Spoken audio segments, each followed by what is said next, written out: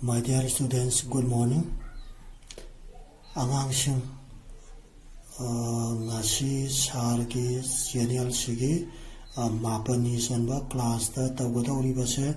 khoigi mitai mayak tamnaba mapi lairik hariba lairik se masini ko nahangai adum taglaiba tamaiba dusu masigi lairik sini aduga ngasi mapani sanba serial sigi class da tawgadawri basu masigi lairik sinoni sigi lairik se loidri phawbadi aduma sigi lairik se adum makha satharakhinayaba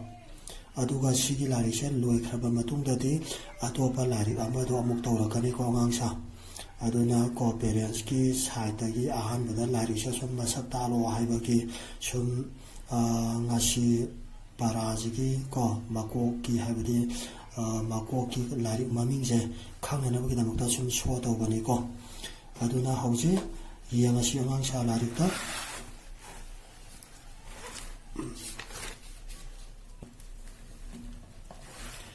nahan sargi nipani sanba senior sigi class ta taraga mari suba para mapung mayakta yanak saita tapnabagi mawong hariba paraje takpa loigre natra aduna ngasi makha satharapa oina tawgadawribasina karamba parano haiba matamsdaida khoigi tara manga suba paraje tara manga suba parasdaida ngasi khoina nainagadawribasina mapung mayakta sainap saitap tapnabagi mawongse lakadeba tatareko amuka hairake ngasi gi channel sigi mapani sanba class oina taraga manga suba para mapung mayakta sainap saitap tapnabagi mawong hariba parasini ko magi page number 20 ga aita ko page number 2i28 gantare ko ngangsa aduna di hauji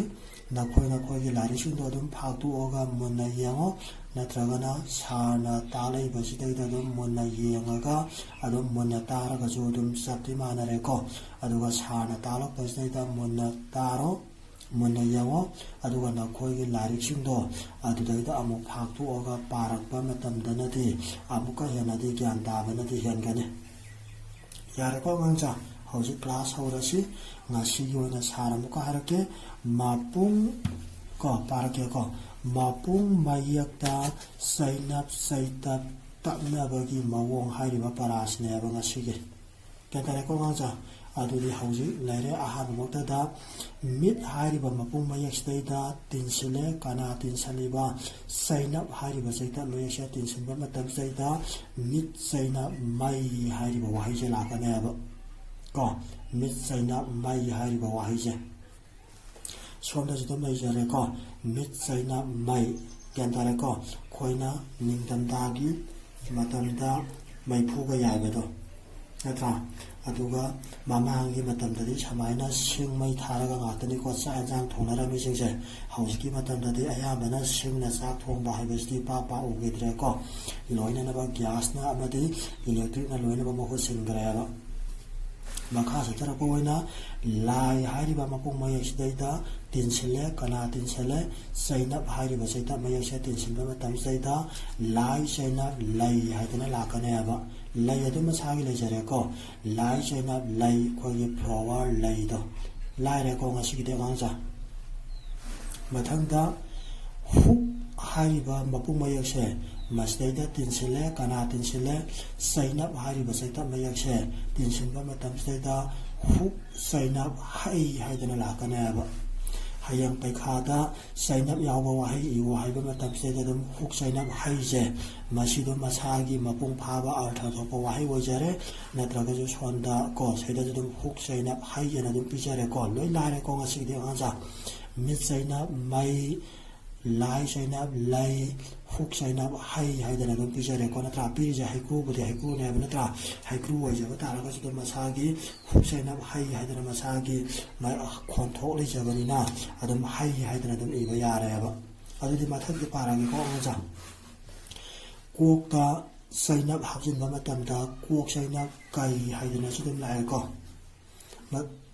ꯃꯊꯪꯗ ꯂꯥꯏ ꯁꯩꯅꯞ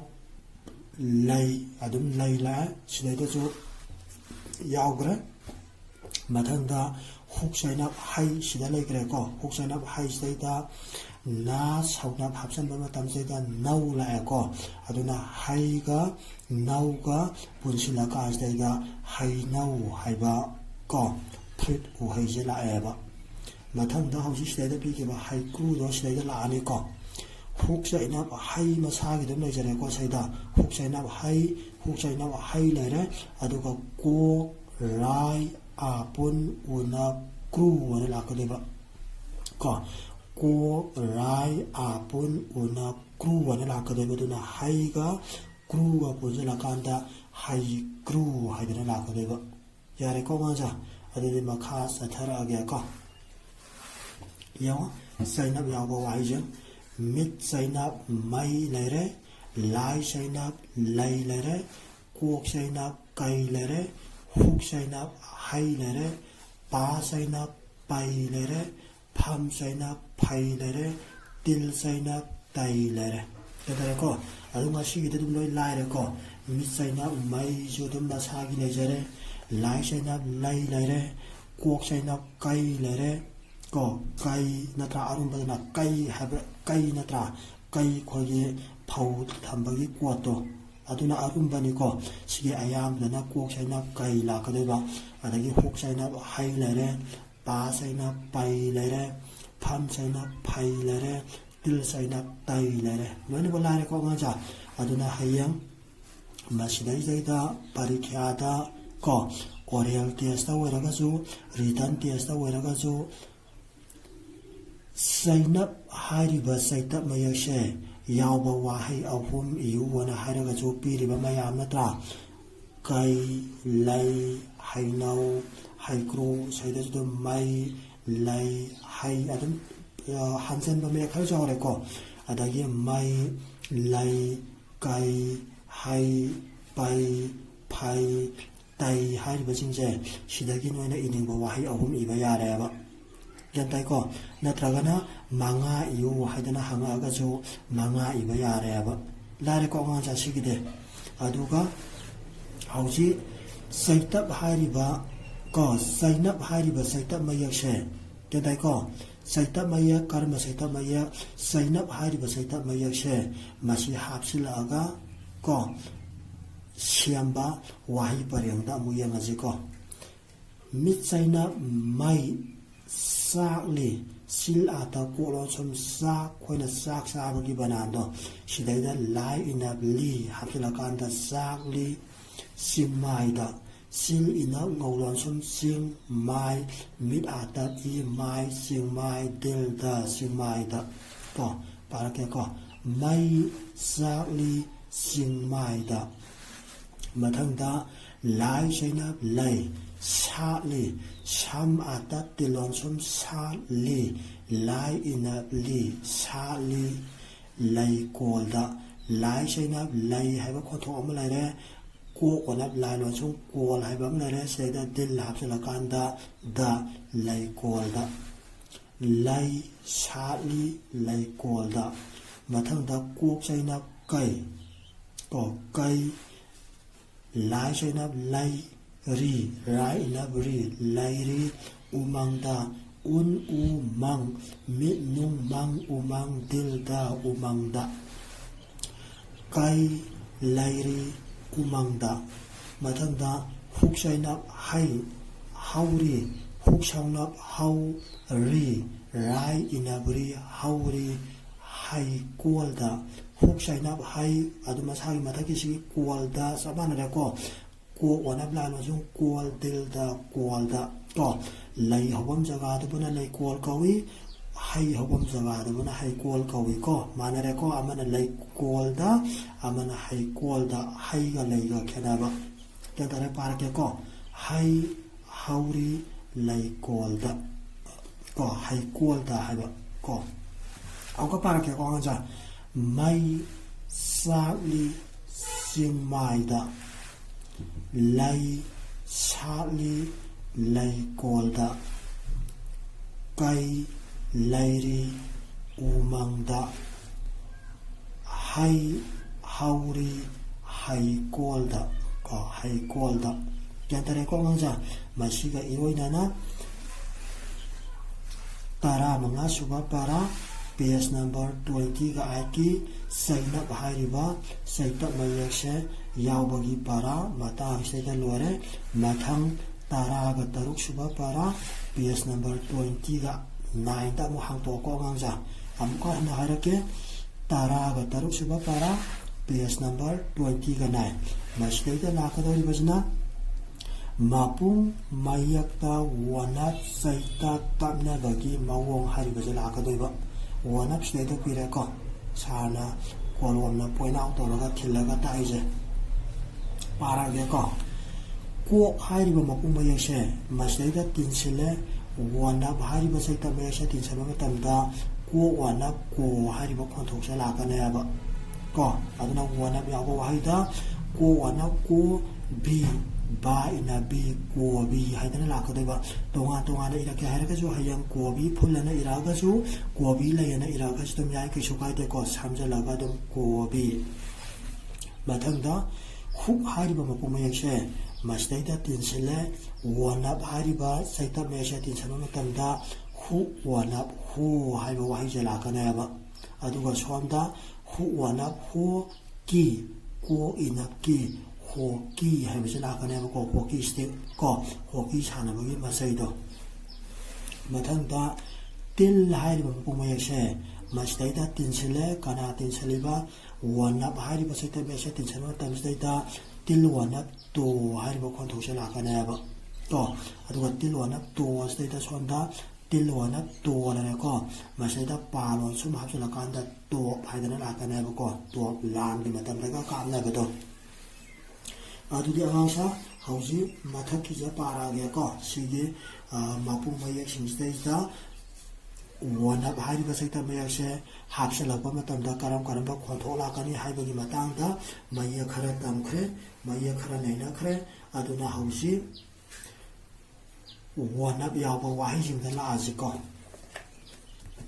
lai wana ngawlon sum long haiba wahi ama lejare ko aduma sagi wana ya ba wahi yu haiba matam saita lai wana ngawlon sum long jidum iba yai ko gangja sidaita up un palon sum up hapsala kanda long up la ka deba long haidana tonga na ige harga su yare natlagana up se hapsala kanda long up ana ige su harga su yare long su long up su nga phabda siana ba ko nga phabagi khulai na tani ko mathangda samwanap so haiba ma la ko so na tra ko gi so ron bagi ki so jai do mathangda midwana mo haiba khontho ama la re sidaida rai atab ra habjana kanda mora haiba se la ko mora khoina phamna ba do mi ga la kanda phida tha bagi puthok pa do ni ko mathangda na wana ngawlon sum nong haiba wahi se khatang iraga su yare ko khogi nong suba do kedai ko nong suba ngarang handa ngai dena ko angchan nong hangi ba aduma to dana na wana ngawlon sum nong haiba khonthok mai ama le jare sidai da muk sama tab sa ja hapsala kana khogi nong sa ja mula ko deba yare ko ngja mathang de yangaje wana bhari ba saita mai yakse tapsin lamba matamda karam ba khontho la ke haibado ko wanap ko til wanap to mid wanap mo lai wanap lo hu wanap ho khaw wanap kho sam wanap sho kedare ko masdaida hayang tonga na ira pa matamda ko haibadi mamangda haigi basing biki basing duka samanai wanap yaba wahi khara i wahi matam zaita ko wanap ko di irakanu ko mari khontho ni ko til wanap to irakanu mid wanap mo irakanu lai wanap lo irakanu ko hu wanap ho ko hoi lai puti lai khontho ni lai raka jo mabung pha ba he phajaba wahi ado wai de na ko khaw wanap kho natra ambo irakanu ko nga ja sam wanap so ji puti dum yare ko mo ko tho jaw gre hoi loina ba puti i ba ya loina ba i ba ya raka jo he mabung pha ba artha lai ba phajaba wahi ado wai de na ko aduna mayam ti lokwa matam da phajada ba wahi hai ba je he wi na ta ba da ngai te na ko aduna ꯄꯥꯎꯈꯨꯟ ꯌꯥꯎꯕ ꯋꯥꯍꯩ ꯁꯣꯔꯤ ꯋꯥꯅꯞ ꯌꯥꯎꯕ ꯋꯥꯍꯩ ꯏꯌꯨ ꯍꯥꯏꯔꯛꯄ ꯃꯇꯝꯗ ꯃꯣꯏꯁꯤꯡꯁꯦ ꯏꯔꯛꯄ ꯃꯇꯝꯗ ꯀꯣ ꯇꯣ ꯃꯣ ꯂꯣ ꯍꯣ ꯈꯣ ꯏꯔꯛꯄꯕꯨꯗꯤ ꯌꯥꯏ ꯑꯗꯣ ꯏꯔꯛꯄ ꯌꯥꯔꯒꯁꯨ ꯐꯖꯕ ꯑꯣꯏꯗꯦ ꯏꯔꯛꯀꯅꯣꯕꯀꯣ ꯑꯉꯥꯡꯁꯦ ꯑꯗꯨꯗꯨꯅ ꯍꯌꯦꯡ ꯀꯣ ꯃꯊꯛꯇ ꯍꯥꯏꯈꯤꯕꯗꯨꯒ ꯆꯞ ꯃꯥꯟꯅꯩ ꯋꯥꯅꯞ ꯌꯥꯎꯕ ꯋꯥꯍꯩ 3 ꯏꯌꯨ ꯅꯠꯇ꯭ꯔꯒꯅ 5 ꯏꯌꯨ ꯍꯥꯏꯔꯛꯄ ꯃꯇꯝꯗꯅꯦ ꯂꯣꯡ ꯎꯞꯁꯤꯃ ꯏꯔꯛꯄ ꯌꯥꯔꯦ ꯅꯠꯇ꯭ꯔꯒꯅ ꯂꯣꯡ ꯈꯛꯇꯪ ꯏꯔꯛꯄ ꯌꯥꯏꯀꯣ ꯁꯣ ꯏꯔꯛꯄ ꯌꯥꯔꯦ ꯃꯣꯔꯥ ꯏꯔꯛꯄ ꯌꯥꯔꯦ ꯅꯣꯡ ꯏꯔꯛꯄ ꯌꯥꯏ ꯅꯠꯇ꯭ꯔꯒꯅ ꯁꯥ ꯄꯨꯟꯁꯤꯜꯂꯒ ꯅꯣꯡ ꯁꯥꯁꯨ 이ꯔꯛꯄ ꯌꯥꯏꯀꯣ ꯑꯗꯨꯅ ꯁꯤꯗꯩꯗ ꯑꯅꯤ ꯑꯃ ꯂꯩꯔꯦ 3 4 5 ꯑꯗꯨꯝ ꯂꯩꯖꯈ꯭ꯔꯦꯀꯣ 3 5도 ꯂꯣꯏ ꯍꯦꯜꯂꯦꯕ ꯅꯠꯇ꯭ꯔꯥ ꯁꯀꯣꯕꯤ 이ꯔꯛꯄ ꯌꯥꯏ ꯑꯗꯒꯤ ꯍꯣꯀꯤ 이ꯔꯛꯄ ꯌꯥꯏ ꯇꯣꯞ 이ꯔꯛꯄ ꯌꯥꯏ ꯒ꯭ꯌꯥꯟ ꯇꯥꯔꯦ ꯑꯉꯥꯡꯁꯦ ꯈꯪꯒꯅꯤꯀꯣ ꯑꯗꯨꯗꯤ ꯃꯈꯥ ꯑꯃꯨꯛ ꯇꯥꯛꯊꯔꯛꯀꯦꯀꯣ ꯃꯊꯪꯗ ꯒ꯭ꯌꯥꯟ ꯇꯥꯅꯤꯀꯣ ꯑꯉꯥꯡꯁꯦ ꯃꯨꯟꯅꯗꯤ ꯇꯥꯎꯀꯣ ꯑꯗꯣ ꯒ꯭ꯌꯥꯟ ꯇꯥꯗꯕ ꯌꯥꯎꯔꯒꯁꯨ ꯑꯗꯨꯝ ꯍꯌꯦꯡ ꯒꯨꯒꯜ ꯃꯤꯠꯇꯁꯨ ꯑꯗꯨꯝ ꯍꯥꯏꯔꯛꯎꯀꯣ ꯃꯊꯪꯗ ꯌꯦꯡꯉꯁꯤ ꯋꯥꯅꯞ ꯌꯥꯎꯕ ꯋꯥꯍꯩ ꯄꯔꯦꯡ ꯑꯃ ꯄꯤꯌꯨꯅ ꯂꯥꯛꯑꯒꯗꯤ ꯁꯨꯃꯥꯏꯅ ꯑꯃꯨꯛ ꯂꯥꯛꯀꯗꯣꯏꯕ ꯉꯁꯥꯏꯒꯤꯗꯨꯅ ꯋꯥꯅꯞ ꯌꯥꯎꯕ ꯋꯥꯍꯩꯅꯤꯗꯅ ꯍꯟꯗꯛꯀꯤꯁꯤꯅ ꯋꯥꯅꯞ ꯌꯥꯎꯕ ꯋꯥꯍꯩ ꯄꯔꯦꯡ ꯄꯤꯌꯨ ꯑꯣꯔ ꯏꯌꯨꯅ ꯍꯥꯏꯔꯒꯗꯤ ꯁꯨꯃꯥꯏꯅ ꯂꯥꯛꯀꯗꯣꯏꯕ ꯀꯣꯅ ꯀꯣꯂꯔꯦ ꯁꯩꯗ ꯕꯤ ꯕꯥꯏꯅ ꯕꯤ ꯀꯣꯕꯤ ꯊꯥꯔꯤ ꯊꯋꯥꯇꯞ ꯊꯥꯔꯤ ꯔꯥꯏꯅ ꯕ꯭ꯔꯤ ꯊꯥꯔꯤ ꯄꯥꯕꯅ ꯄꯥꯇ ꯄꯥ ꯕ ꯄꯥꯕꯅ ꯅ ꯌꯥꯔꯦꯀꯣ ꯉꯥꯟꯁꯥ ꯄꯥꯕ ꯑꯩꯈꯣꯏꯒꯤ ꯐꯥꯗꯔꯗꯣ ꯀꯣꯕꯤ ꯊꯥꯔꯤ ꯄꯥꯕꯅ ꯃꯊꯪꯗ ꯍꯣꯛꯀꯤ ꯍꯨꯛ ꯋꯥꯅꯞ ꯍꯣꯛꯀꯤ ꯀꯣꯏꯅꯞꯀꯤ ꯍꯣꯛꯀꯤ ꯁꯥꯅꯩ ꯁꯝ ꯑꯥꯇꯞ ꯅꯥꯂꯣꯟꯁꯨꯝ ꯁꯥꯅꯩ ꯅꯥ ꯆꯩꯅꯞ ꯅꯩ ꯁꯥꯅꯩ ꯗꯥꯗꯥꯅ ꯗꯤꯜ ꯑꯥꯇꯞ ꯗꯥ ꯗꯥꯗꯥꯅ ꯅꯥ ꯗꯥꯗꯥꯅ ꯑꯃꯨꯛꯀ ꯄꯥꯔꯛꯀꯦꯀꯣ ꯍꯣꯛꯀꯤ ꯁꯥꯅꯩ ꯗꯥꯗꯥꯅ ꯗꯥꯗꯥ ꯃꯤꯟꯁ ꯅꯣꯏꯒꯤ ꯕ꯭ꯔꯗꯔꯗꯣ ꯀꯣꯏꯜꯗꯔ ꯕ꯭ꯔꯗꯔꯗꯨꯕꯨꯅꯤꯀꯣ ꯅꯅꯥꯎ ꯅꯨꯄꯥꯅ ꯌꯪꯒꯔ ꯕ꯭ꯔꯗꯔ ꯂꯥꯛꯀꯗꯣꯏꯕ ꯃꯊꯪꯗ ꯇꯣꯞ ꯇꯤꯜꯂꯣꯅ ꯇꯣ ꯍꯥꯏꯕ ꯈꯣꯟꯊꯣꯛ ꯑꯃ ꯂꯩꯖꯔꯦꯀꯣ ꯃꯁꯤꯗꯩꯗ ꯄꯥꯂꯣꯟ ꯁꯨꯝ ꯍꯥꯞꯆꯤꯟꯕ ꯃꯇꯝꯗ ꯇꯣꯞ ꯍꯥꯏꯗꯅ ꯂꯥꯛꯀꯅꯦꯕ ꯀꯥꯞꯄꯤ ꯀꯣ ꯑꯇꯞ ꯀꯥ ꯂꯩꯔꯦꯀꯣ ꯁꯤꯗꯩꯗ ꯄꯥꯂꯣꯟ ꯁꯨꯝ ꯍꯥꯞꯆꯤꯜꯂꯀꯥꯟꯗ ꯀꯥꯞ ꯂꯩꯔꯦ ꯑꯗꯨꯒ ꯄꯤ ꯄꯥꯏꯅ ꯄꯤ ꯀꯥꯄꯤ ꯁꯤꯐꯥꯏꯅ ꯁꯝ ꯏꯅꯞ ꯁꯤ ꯍꯥꯏꯕ ꯈꯣꯟꯊꯣꯛ ꯑꯃ ꯂꯩꯔꯦ ꯃꯊꯪꯗ ꯐꯥꯏ ꯐꯝ ꯑꯅꯞ ꯏ ꯐꯥꯏ ꯍꯥꯏꯕ ꯑꯃ ꯂꯩꯔꯦ 시가 파이가 뻗어나간다 시파이래 시대다 나 합쳐나간다 나 시파이나 아까 말했고 또 까비 시파이나 괜찮을까 마탕다 롱 시대 중사이 산 하래고 롱읍기다 롱 각당 이라주 야이네 다가나 읍 합쳐나간 롱읍 이라가주 야이 하이게부터 괜찮을까 강자 롱 시대도 산 롱읍 하이게부터 사는 롱 각당 하려가주 야이 해부터 시대도 사는 라이고 롱고 라이 원함 ngầu 롱 콜리 카우 원함 라이 원숨 콜리 라이 이납리 콜리 이마나 이마 미라타 마 이마 나 이마나 거 아까 바르게 롱 콜리 이마나 엉뚱 바르게 와서 먹고 대구나 고비 타리 바바나 호기 사나이 다다나 또 까비 시파이나 롱 콜리 이마나 녹국도 지역으로 꺼내자 롱 아마디 롱 읍 하이드나 하이브 아니먹세 nga 파브도 시연하바 거 nga 파브도 시연하바 쿨라이 나타나야바 된다이 거롱 없이나 이신다 살라살라가 우빠가 nga 파되바 아두가 롱지나 거 쿨라니지나 파이라가 콘가 되바 ꯈꯣꯜꯂꯒ ꯉꯥ ꯂꯛꯂꯛꯑꯅꯤ ꯂꯛꯂꯛꯏꯕ ꯉꯥꯗꯣ ꯑꯩꯈꯣꯏꯒꯤ ꯉꯥ ꯍꯥꯞꯄꯒꯤ ꯄꯥꯇ꯭ꯔꯗꯣ ꯃꯗꯨꯗ ꯑꯃꯨꯛ ꯍꯥꯞꯀꯗꯣꯏꯕ ꯅꯠꯇ꯭ꯔꯀꯣ ꯑꯅꯤꯃꯛ ꯉꯥ ꯐꯥꯕꯒꯤ ꯀꯩꯅꯣ ꯉꯥꯛꯇꯅꯦꯕ ꯈꯨꯠꯂꯥꯏ ꯉꯥꯛꯇꯅꯦꯕ ꯒ꯭ꯌꯥꯟ ꯇꯥꯔꯅꯤꯀꯣ ꯑꯉꯥꯡꯁꯥ ꯉꯁꯤꯒꯤ ꯑꯩꯈꯣꯏꯒꯤ ꯆꯩꯅꯞ ꯍꯥꯏꯔꯤꯕ ꯁꯩꯇꯞ ꯃꯌꯦꯛ ꯑꯃꯗꯤ ꯋꯥꯅꯞ ꯍꯥꯏꯔꯤꯕ ꯁꯩꯇꯞ ꯃꯌꯦꯛꯁꯦ ꯑꯅꯤꯁꯦ ꯌꯥꯎꯕ ꯍꯥꯏꯕꯗꯤ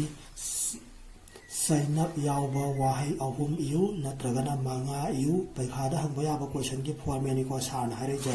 ꯑꯗꯒꯤ ꯑꯃꯨꯛꯁꯨ ꯋꯥꯅꯞ ꯌꯥꯎꯕ ꯋꯥꯍꯩ ꯑꯍꯨꯝ ꯏꯌꯨ ꯅꯠꯇ꯭ꯔꯒꯅ ꯃꯉꯥ ꯏꯌꯨ ꯍꯥꯏꯗꯅ ꯍꯌꯦꯡ ꯄꯩꯈꯥꯗ ꯍꯪꯉꯛꯀꯅꯤꯀꯣ ꯑꯉꯥꯡꯁꯥ ꯑꯗꯨꯅ ꯁꯥꯔꯅ ꯇꯥꯛꯏꯁꯤꯡꯁꯦ ꯃꯨꯟꯅ ꯇꯥꯔꯣ ꯉꯁꯤꯒꯤꯗꯤ ꯂꯣꯏꯁꯤꯜꯂꯁꯤꯀꯣ ꯑꯉꯥꯡꯁꯥ ꯑꯣꯀꯦ ꯊꯦꯡꯛꯁ